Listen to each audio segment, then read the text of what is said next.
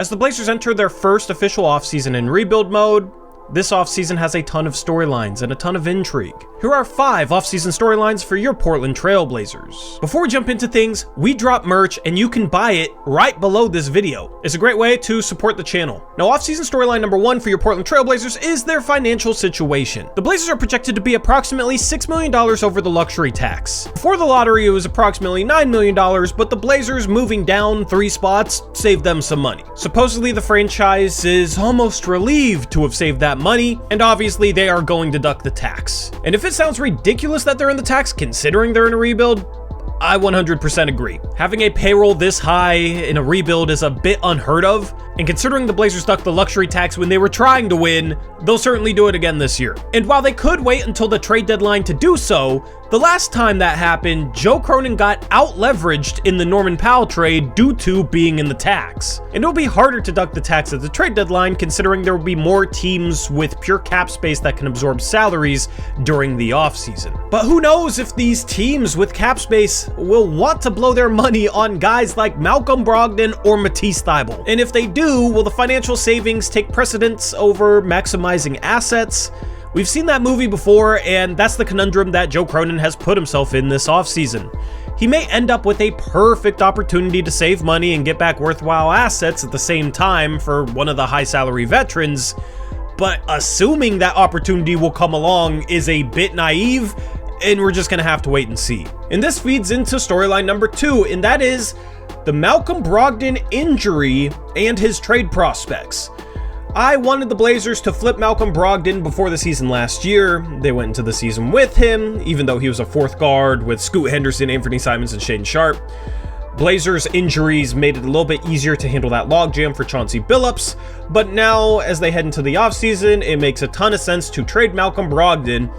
But I brought up that injury word, and of course, injuries play a factor here, as Malcolm Brogdon did not play after the trade deadline for the Blazers, and he was dealing with an elbow injury. And there is some speculation out there that his medicals aren't looking too good and are going to hurt the Blazers' ability to trade him. I don't know how substantial that is, or if that speculation is true or not, but you do have to wonder if what sat Malcolm Brogdon out for multiple months at the end of the season could be something that hurts his trade value on the open market. A potential Malcolm Brogdon deal might not net as much back as Blazer fans are hoping for, especially those that thought that the offers at last year's trade deadline weren't good enough. Maybe the Blazers can ultimately get back a future 1st-round pick for Malcolm Brogdon, but I think that's where the bar is. Or maybe they just outright keep him, which I would honestly hate.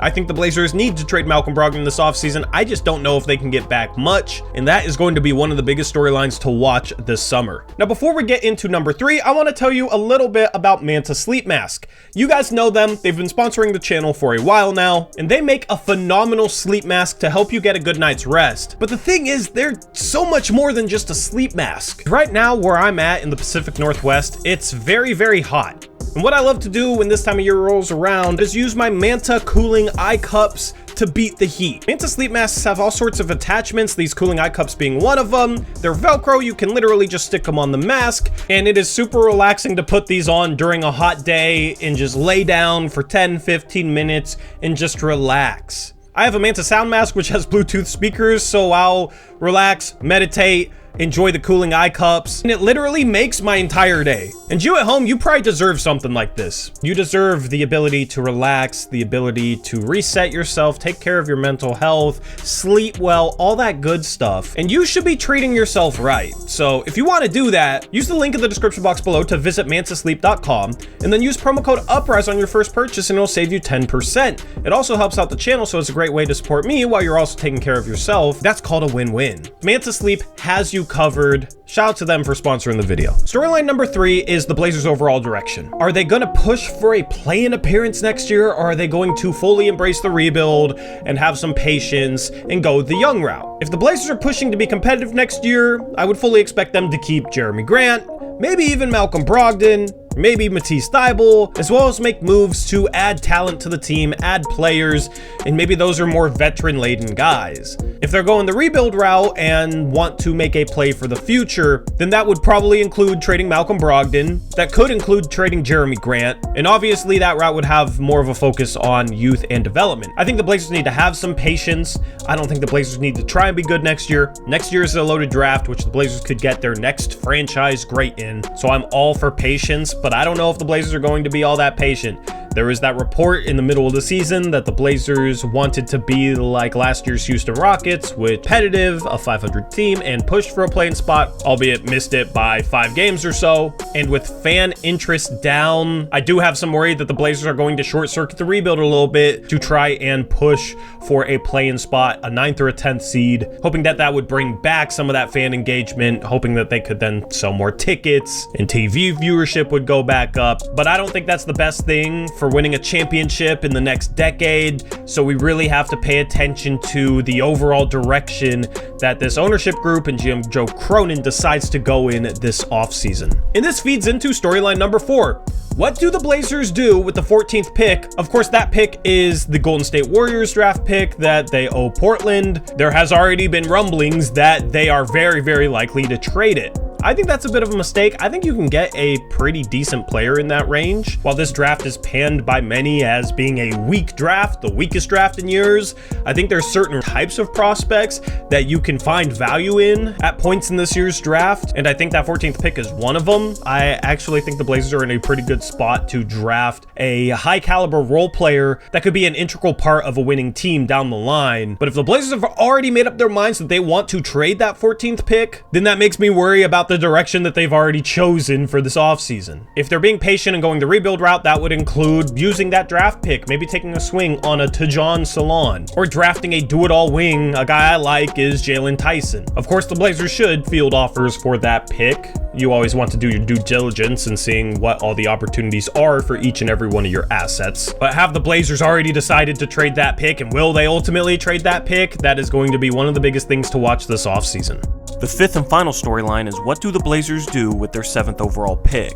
And I think this is very interesting because of some of the players that the Blazers have at every position.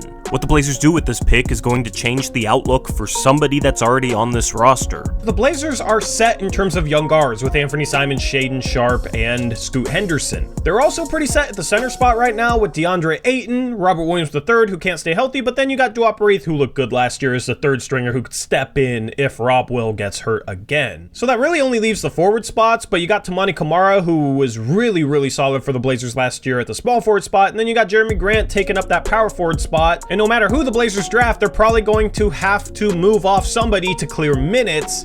So it's going to be really interesting to see what type of player the Blazers draft with their own draft pick, and then ultimately how they handle his role going into the season and how they clear up some minutes for that player to be a part of the rotation, because there's no way the Blazers should draft somebody and not include him in the rotation to start the year. And then I got a bonus storyline, I guess. I don't think this is as crucial as the other 5, but the storyline is, how do the Blazers handle their 3 guards in Scoot, Simons, and Sharpe? There's people out there that think the Blazers might trade Anthony Simons this offseason. I don't think that's going to be the case, which is why I didn't originally have this as a storyline. I think the Blazers just go into next year with all 3 on the roster and maybe bring one of them off the bench. I don't think that's going to be Anthony Simons. But even if they do keep all 3, it'll be interesting to hear the messaging regarding those 3 players and how they plan on handling those minutes. Do they plan on starting all 3 of them together? Do they want to do that 3-guard rotation? I'm not too sure.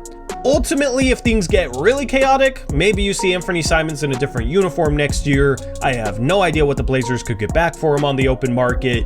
But if the Blazers do elect to move off of him, then all of a sudden that catapults into maybe the top storyline of the entire offseason. But I do think all 3 will be back next year. But that, of course, is another thing to watch. Anyway, let me know what you think of these storylines down in the comment section below. I'm really looking forward to this offseason because of all these storylines. It's going to be interesting to see how all these things play out. And of course, we're going to cover everything here at Blazers Uprise, and we will talk at length about how every single move the Blazers do fits into the bigger picture, or maybe it doesn't fit in. Maybe there's moves that we think are a mistake.